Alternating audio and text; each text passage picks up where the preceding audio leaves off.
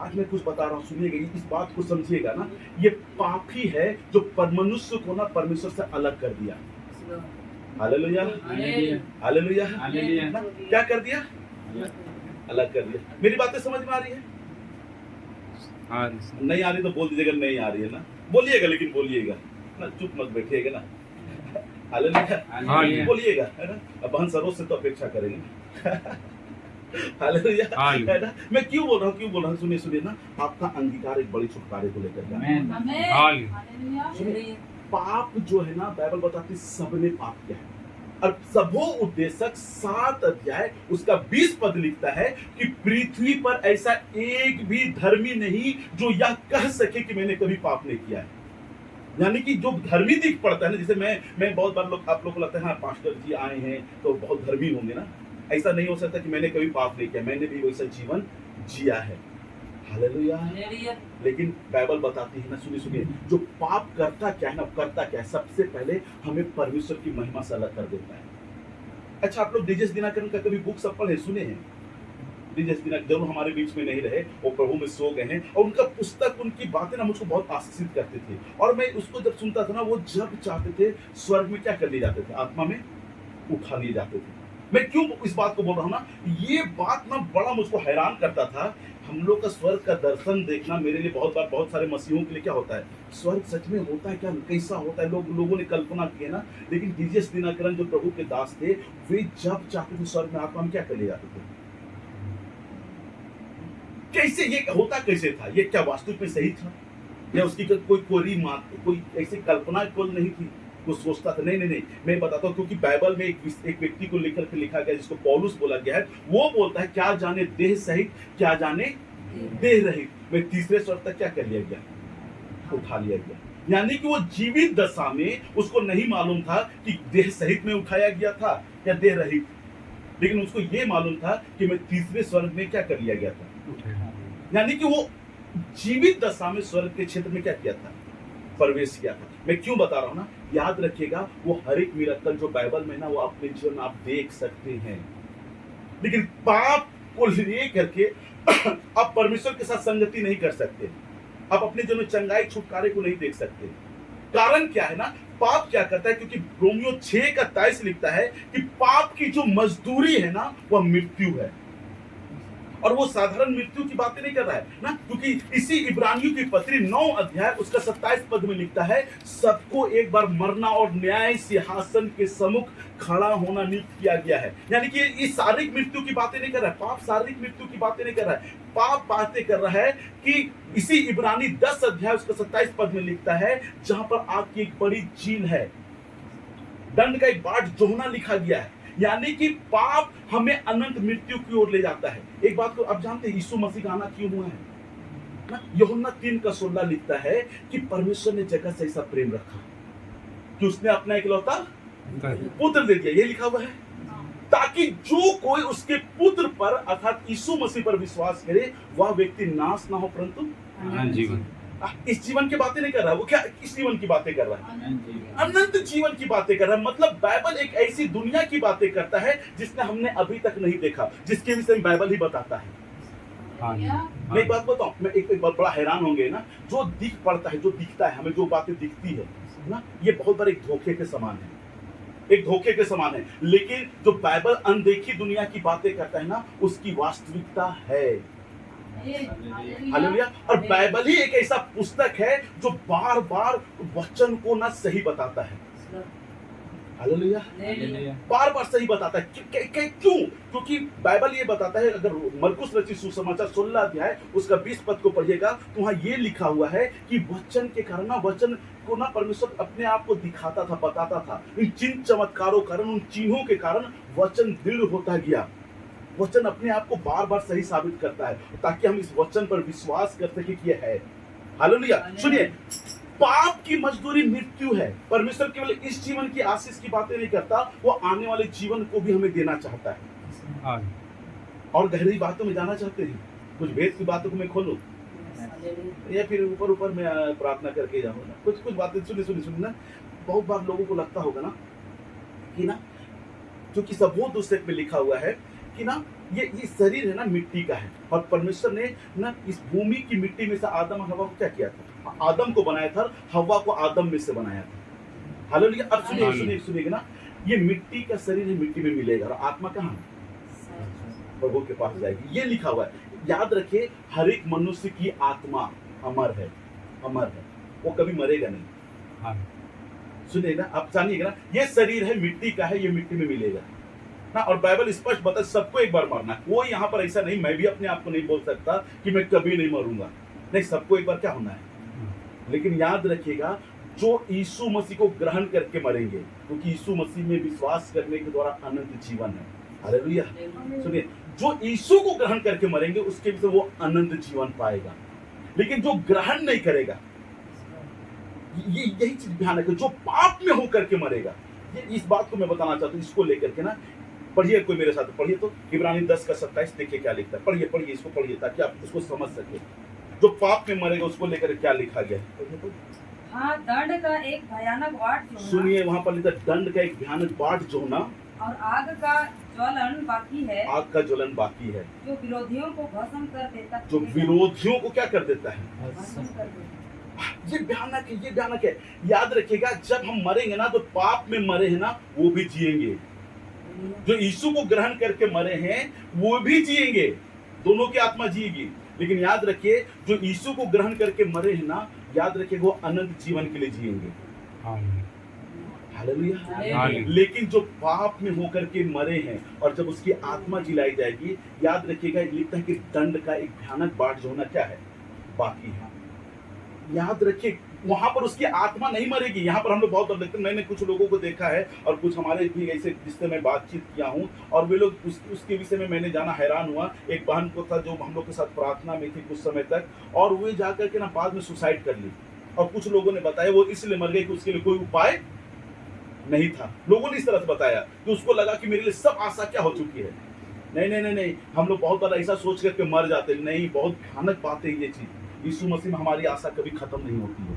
Hallelujah. दूसरी बात है, लोगों को मालूम होना चाहिए कि इस जीवन के बाद भी एक जीवन है जिसकी तैयारी हमें करनी है। ये शरीर का जीवन है ना, और ये एक दिन खत्म होगा, एक दिन खत्म होगा। ये 70, 80, 90, 100 आप इसको खींच करके ले जाइए ना, कितना वो जितना अधिक खींचेंगे उतना दुख का ये दिन जाएगा ना। और बाइबल भी बताती है हमारी आयु तय की गई है। मैं क्यों बता रहा हूं ना, एक जीवन को बाइबल बताता है जिसको हम लोग बोलते हैं अनंत जीवन। अगर जो यीशु को ग्रहण किए बगैर मरेगा ना, पाप में मरेगा, वो अनंत मृत्यु के लिए आंखें खोलेगा। ये हो क्यों रहा है, मैं उसको विषय को लेकर बात नहीं कर रहा, लेकिन यीशु की मृत्यु को लेकर के बता रहा हूं कि यीशु ने हमारे लिए क्यों मृत्यु को सहा, ताकि हम अनंत जीवन को क्या करें। लेकिन कैसे होता है, कैसे ना, आप पढ़िएगा ना, काफी हैरान हो जाइएगा इस बात को लेकर के। हालेलुया, है ना, कि परमेश्वर का प्रेम हम पर इस रीति से प्रकट हुआ कि जब हम पाप में ही थे, यीशु मसीह हमारे लिए क्रूस पर मारा गया। सुनिए सुनिए, यीशु की क्रूस की मृत्यु, बहुत बार इस भेद को समझिएगा, ये हमारे लिए छुटकारे को, सामर्थ को लेकर के आता है। क्रूस की कथा, जो इस पर विश्वास नहीं करते, बहुत बार मसीही लोग भी क्रूस की बातों पर विश्वास करना नहीं चाहते। उनको लगता है बेकार सी बातें, ये क्रूस की क्या बात है ना। बहुत बार हम लोग मसीही लोग भी अपनी दुनिया में खोए रहते। नहीं नहीं नहीं नहीं, क्रूस पर यूं ही यीशु मसीह नहीं मरा था, उसके पीछे एक बहुत बड़ा कारण था, वो परमेश्वर था। और इसका भेद को अगर आप समझना चाहते ना, आप ही में से कोई एक जन पढ़िए तो रोमियो की पत्री 8 अध्याय उसका 3 पद को पढ़िएगा, तब आप इस क्रूस के विषय में समझ पाइएगा। रोमियो की पत्री 8 अध्याय उसका 3 पद को। क्योंकि जो काम व्यवस्था शरीर के कारण दुर्बल होकर ना कर सकी, जो काम, जो व्यवस्था के काम शरीर, हमारे शरीर दुर्बल होकर के कभी ना कर सकी, उसको परमेश्वर ने किया। सुनिए सुनिए, उसको परमेश्वर ने किया, अर्थात अपने ही पुत्र को, अर्थात सुनिएगा, अर्थात अपने ही पुत्र को, अपने ही क्या चीज को, पुत्र को, यीशु मसीह को, यीशु मसीह को, अपने ही पुत्र को पाप में शरीर की समानता में और पाप बलि होने के लिए भेजकर शरीर में पाप पर दंड की आज्ञा दी। सुनिए सुनिए, यीशु के पीछे पिता की योजना समझिएगा। हालेलुया। हालेलुया। पिता की योजना यीशु को दे रहा है। सुनिए क्या बोल करके दे रहा है ना, कि वो अपने पुत्र को भेज रहा है, पहला पाप में शरीर की समानता में, यानी कि स्वर्गीय जो परमेश्वर है ना, उसका शरीर हमारे समान नहीं है। मेरी बात तो सुनिएगा ना, मेरे समान हमारा परमेश्वर का शरीर नहीं है, लेकिन वो हमारे लिए पाप में शरीर की समानता में आया, दूसरा लिखा हुआ पाप बलि होने के लिए आया। एक पिता अपने बेटे को भेज रहा है, क्यों भेज रहा है? ताकि वो हमारे लिए पाप बलि होने के लिए जाए। यूहन्ना बपतिस्मा दाता जब यीशु को देखता है ना पानी में बपतिस्मा खिलाते हुए, तब वो ये बोलता है, देखो यहाँ तो परमेश्वर का क्या है, मेमना है, जो सारे जगत के पापों को क्या कर जाता है, उठा ले जाता है। यानी कि उसको मेमना बोल करके, और रोमन्स का 8:3 में लिख रहा है कि वो पाप बलि होने के लिए आया और उसी के शरीर पर पाप की दंड की आज्ञा दी गई। जब आप पुराने नियम को पढ़ते हैं ना, तो पुराने नियम में ना परमेश्वर के विषय में बहुत भयानक भयानक बातें लिखी गई है। लिखता है ना, परमेश्वर न्याय करता था, तुरंत दंड देता, तुरंत मार देता था, है ना? क्यों?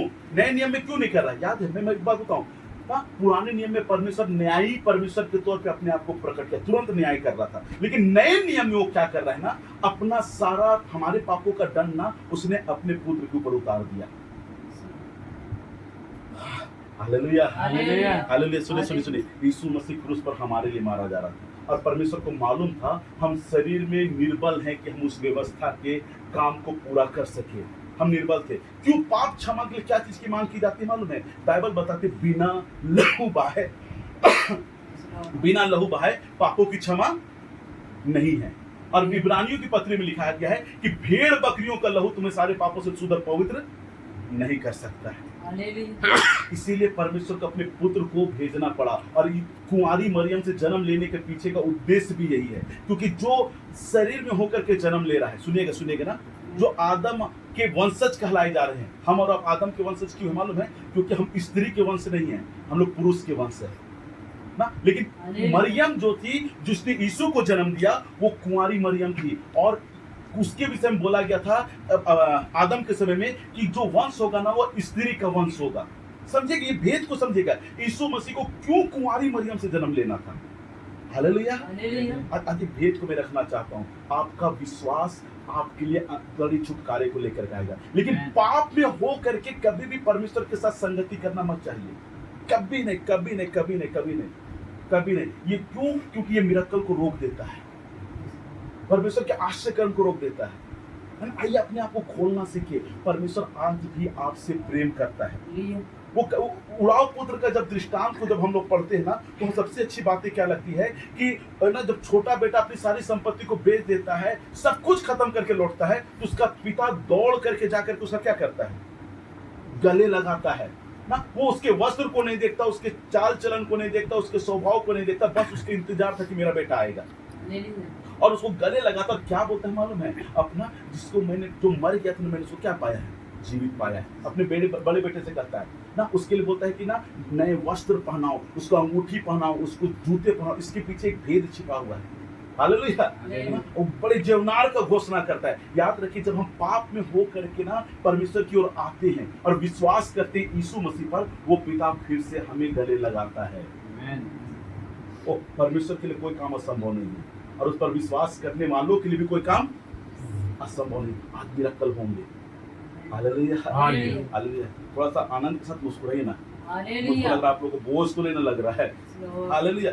सुनिए, क्यों ना फिलिप्पी 4:4 में ना पौलुस बोलता है, प्रभु में सदा तुम क्या रहो, अब बोलता मैं फिर कहता हूँ क्या रहो, 1.5-2 घंटा हमको दिखाने के लिए कम से कम मुस्कुराइएगा। तो मेरे जाने के बाद मेरी बुराइयां कर लीजिएगा ना, सब चलने वाला है, लेकिन मुस्कुराइए। क्यों? क्योंकि अगर आप अपने मन को कठोर करते हैं ना, सुनिए, शैतान कहाँ पर काम करता है मालूम है? शैतान कहाँ पर काम करता है? शैतान को भी एक जगह चाहिए। निराशा में शैतान का सबसे बड़ा हथियार है काम करने का। जब एक व्यक्ति निराश हो जाता है ना, तब सुनिए, शैतान के लिए अवसर को खोलता है। लेकिन आनंद, प्रभु का आनंद, उपस्थिति, याद रखिएगा ना, हमारे लिए ना बड़े कामों को क्या कर देता है, खोल देता है। हालेलुया। क्या हम तैयार हैं? क्या हम तैयार हैं? हमें तैयार होना चाहिए। वो है, वो यहाँ पर मैं उसकी उपस्थिति को लगातार महसूस कर रहा हूँ। हालेलुया। मैं यूं ही नहीं, मैं ऐसा कोई बहुत बड़ा नहीं। बहन सरोज मुझको जानती है। हम लोग लगभग कितना साल हो गया, 12 साल हो गया, पक्का 12 साल हो गया, है ना। मेरी पत्नी कुछ दिन पहले बता रही थी ना, मेरा जॉब में ज्वाइन किया हुआ कितना साल हो गया, 12 साल हो गया ना। तो मैं इसलिए बोल रहा हूँ, 12 साल से हम लोग जानते हैं, और बहुत बार हम लोग जब ड्यूटी जाते थे, क्योंकि मेरे बेटे को लेकर के जाना होता था, तो हम लोग बहुत अच्छे हैं ना। हालेलुया ना। सब हम लोग सब जानते हैं एक दूसरे को ना। मैं एक बात बोल रहा हूँ, मैं पहले इस तरह का वरदान जो है ना, भविष्यवाणी के वरदान काम नहीं करते, लेकिन इन दिनों काम कर रहा है। इसके पीछे कारण है, है ना, वो मुझको पूरी अच्छी रीति जानती है। लेकिन मैं क्या बता रहा हूँ, यहाँ पर कुछ इस बात यूं ही नहीं हो रही, परमेश्वर कुछ करना चाह रहा है, वो आपके विश्वास को बढ़ा रहा है। अगर आप अपने मन को कठोर कर लेंगे ना, मिरेकल को नहीं देखिएगा, परमेश्वर काम को नहीं देखिएगा। कोई भी ऐसी समस्या नहीं जिसके पास परमेश्वर के पास समाधान नहीं है, लेकिन हमारा विश्वास मिरेकल को लाता है, हमारा विश्वास को अंगीकार में लाइए। एक वचन बोल करके मैं खत्म करूंगा, प्रार्थना में जाऊंगा। मेरे साथ कोई पढ़िएगा, मरकुस रचित सुसमाचार उसका 11 अध्याय और उसका 24 पद। कोई पढ़िएगा, मरकुस रचित सुसमाचार उसका 11 अध्याय उसका 24 पद। बस अब मैं खत्म करूंगा, मैं प्रार्थना में जाने वाला हूँ। इसलिए मैं तुमसे कहता हूँ कि हाँ, अब देखिए, इसलिए मैं तुमसे कहता हूँ कि जो कुछ तुम प्रार्थना करके मांगो, क्या करके मांगो?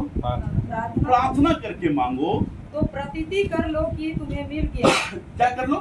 प्रतीति कर लो, विश्वास कर लो कि तुम्हें क्या हो गया है? मिल गया है, और तुम्हारे लिए हो जाएगा, और वह चीज तुम्हारे लिए हो जाएगा। अब इसको समझिएगा, मैं समझाना चाहता हूँ। मिरेकल हाल इसको समझना है, बहुत मसीहों को समझना है। आप लोग अपने जीवन में मिरेकल देखना चाहते हैं? हर एक दिन, हर एक बातों में, हर एक जगह परिस्थिति चाहे कुछ भी क्यों ना हो, परिस्थिति मायने नहीं रखती। अच्छे घटना को मैं बताना चाहता हूं। जब यीशु मसीह नाव में जा रहे थे और चेले लोग भी थे, यीशु मसीह, बाइबल बताती कि यीशु मसीह नाव में पीछे में क्या कर रहे थे? सो रहे थे। और परिस्थितियां बदलना शुरू हो गई ना, बड़े आंधी तूफान बारिश आकर के क्या करने लगा?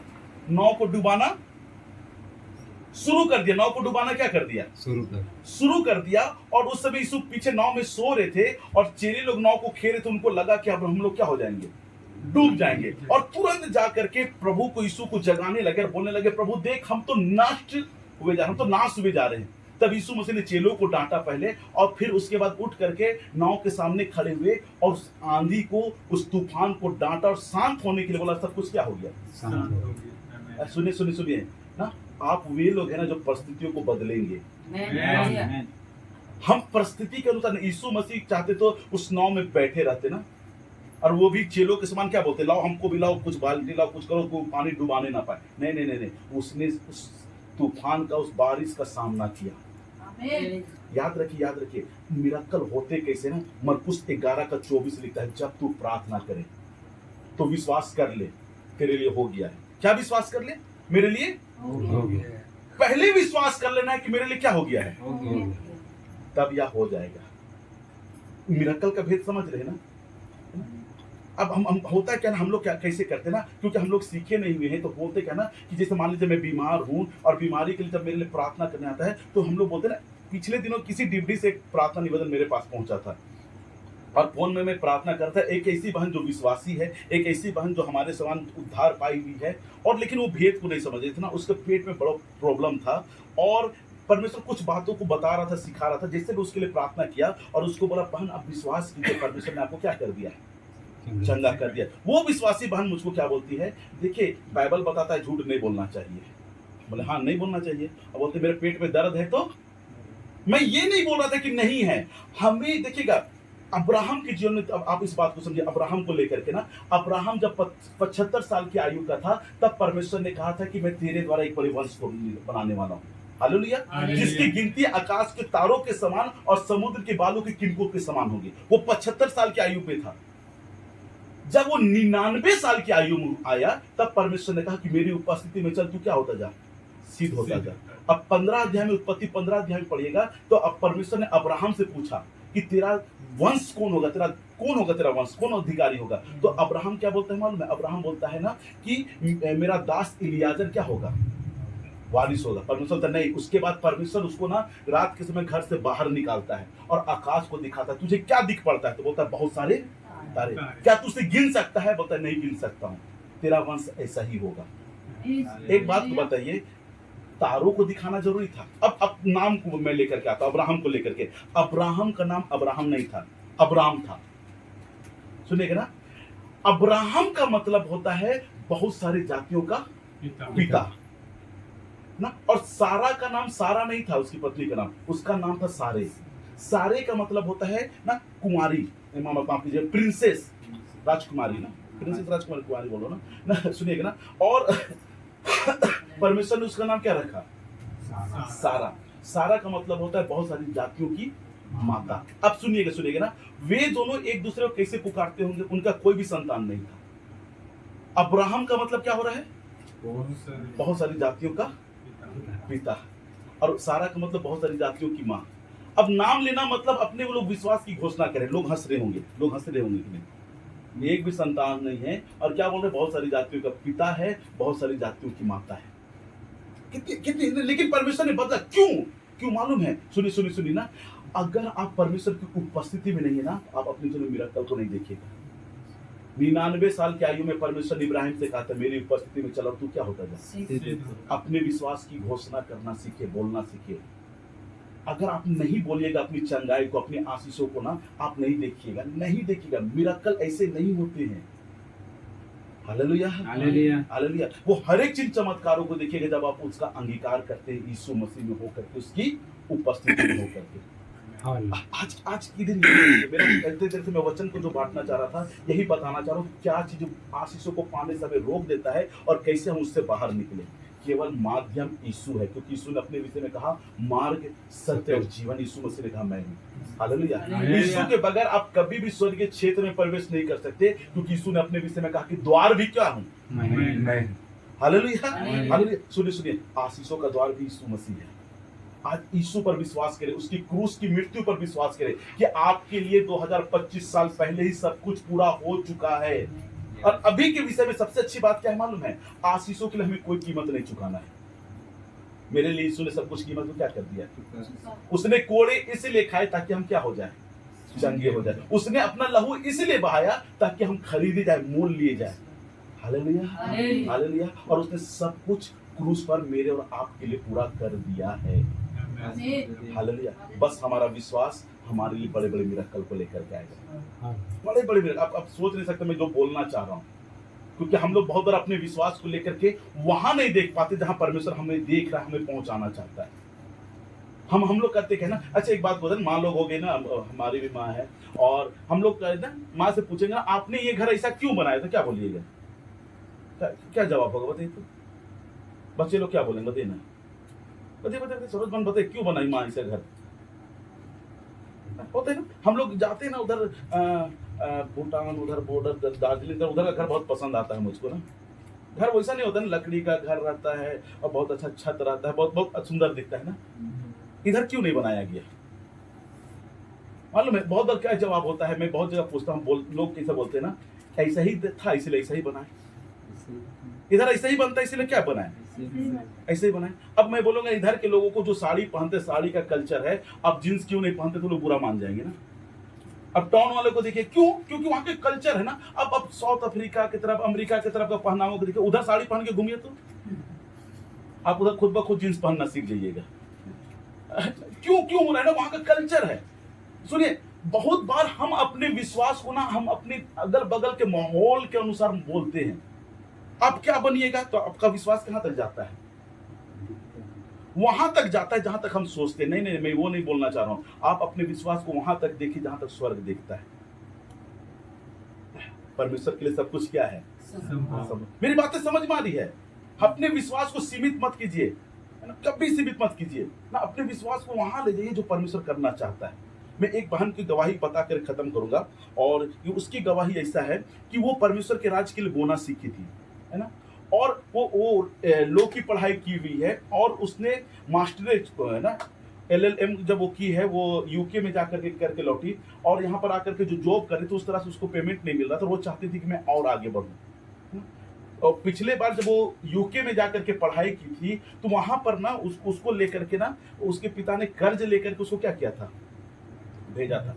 फिर जब वो लौटी, विश्वास में थी, और उसने फिर से फॉर्म भरा, है ना, PhD के लिए फॉर्म भरा, और ना जो मारम गोम के स्कॉलरशिप के लिए अप्लाई की। सुनिए, बहुत अद्भुत रीति से उसका स्कॉलरशिप हुआ। सुनिए, उसने ना हर एक साल की स्कॉलरशिप में ना लगभग उसको 1,24,00,000 रुपया एक साल का स्कॉलरशिप है। हालेलुया। और वो 3 साल का कोर्स कर रही है ना, अभी तीसरा साल है, अभी फिर जाने वाली है, फिर वो करके लौटेगी तो PhD की हुई रहेगी। हालेलुया ना, बिल्कुल असंभव सा बात है ना। उसके लिए बहुत लोगों ने कहा होगा इसका नहीं होने वाला है, लेकिन उसके विश्वास को मैंने देखा, बहुत अच्छी विश्वासी है। और विश्वासी क्यों है ना, मैं बताना चाहता हूँ ना, वो संगति करने के लिए एक बार अपने प्रोजेक्ट के काम को लेकर के नेपाल में थी, और वहाँ छुट्टी हो चुका था। और ठीक उसी दिन ना रांची में एक मीटिंग चल रहा था, यूथ मीटिंग, बहुत बड़ा मीटिंग नहीं था, और उसको वहाँ पर आना था। वो अपने घूम, क्योंकि काम खत्म हो चुका था, वहाँ के लोग जिसके साथ वो गए सब लोगों को घूमना था, नेपाल घूमना था। वो छोड़ी और चुपचाप से वो गई वहाँ से दिल्ली पहुंची, दिल्ली से वो रांची आई। हालेलुया। क्यों आई घूमना छोड़ करके? ताकि वो हम लोग के साथ वो क्या कर सके, जवानों के संगति कर सके। सुनिए सुनिए, परमेश्वर ने उसको बड़ा प्रतिफल दिया।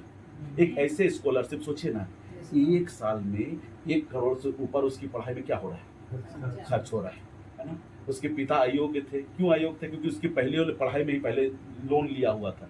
हालेलुया, है ना। वो लोग सोच रहे थे एक समय ना कि जमीन बेच करके क्या करेंगे, लेकिन भी उतना पैसा नहीं होता। लेकिन परमेश्वर ने उपाय किया।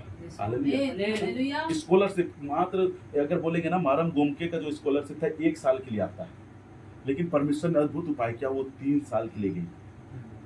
सुनिए सुनिए, कुछ परमेश्वर बड़ा करता है। अपने विश्वास को, मैं इसलिए इस गवाही को बताया कि अपने विश्वास को वहां ले जाइए जहां तक आपकी सोच भी नहीं जाती है। समझिएगा मेरी बातें। अगर वो बहन विश्वास नहीं करते ना, कभी वो स्कॉलरशिप को नहीं भरती। हालेलुया। सुनिए सुनिए, 1 साल का हुआ ना, तो ऐसा नहीं था कि दूसरा साल मिले। मैंने उससे लगातार बातचीत होता था और उससे बात करते थे, परमेश्वर मेरे लिए क्या करेगा, उपाय करेगा। दूसरा साल हो गया ना, तीसरा साल के लिए बहुत बड़ा प्रॉब्लम हुआ, उसको बीच में छोड़ करके आना पड़ा, क्योंकि यहाँ से तीसरे साल के लिए नहीं हो रहा था, हो ही नहीं रहा था। लेकिन परमेश्वर का धन्यवाद हो, तीसरा साल के लिए भी क्या हो गया। अभी यहीं पर रांची में वो जाएगी यूके में अपनी कोर्स को कंप्लीट करने के लिए। मैं कुछ बता रहा हूँ, ये बड़ा परमेश्वर काम करता है हमारे लिए, बिल्कुल हमारी सोच से परे है।